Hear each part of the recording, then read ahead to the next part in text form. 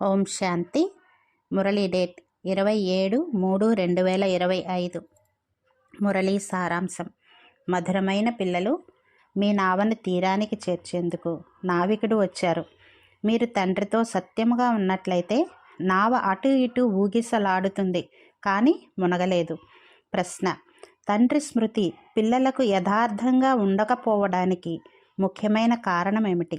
జవాబు: సాకారంలోకి వస్తూ ఈ విషయాన్ని మర్చిపోయారు. ఆత్మనైన నేను నిరాకారిని మరియు నా తండ్రి కూడా నిరాకారియే అని. సాకారంలో ఉన్న కారణంగా సాకారంలో ఉన్న వారి స్మృతి సహజంగా కలుగుతుంది.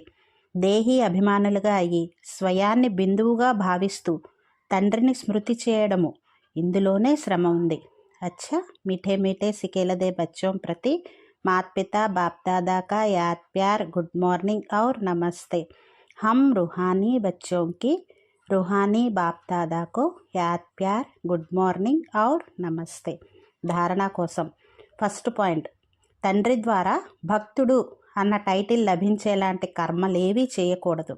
సందేశకులుగా అయ్యి అందరికీ తండ్రిని మరియు వారసత్వాన్ని స్మృతి చేయాలి అన్న సందేశాన్ని ఇవ్వాలి.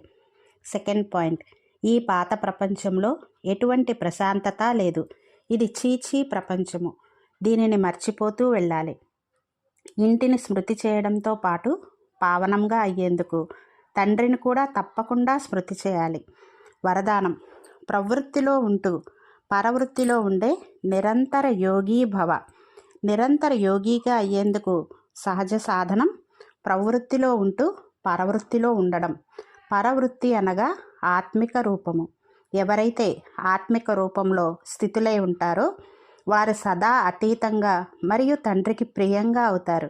ఏమి చేసినా సరే వారికి ఎలా అనుభవం అవుతుందంటే, మేము పని చేయలేదు కానీ ఆట ఆడాము. కావున ప్రవృత్తిలో ఉంటూ ఆత్మిక రూపంలో ఉండటం ద్వారా అన్ని ఆటల సహజంగా అనుభవం అవుతాయి. బంధనంగా అనిపించదు. కేవలం స్నేహము మరియు సహయోగంతో పాటు శక్తిని కూడా జోడించినట్లయితే హై జంప్ చేస్తారు. స్లోగన్: బుద్ధి యొక్క సూక్ష్మత మరియు ఆత్మ యొక్క తేలికదనమే బ్రాహ్మణ జీవితం యొక్క పర్సనాలిటీ. అచ్చా. ఓం శాంతి.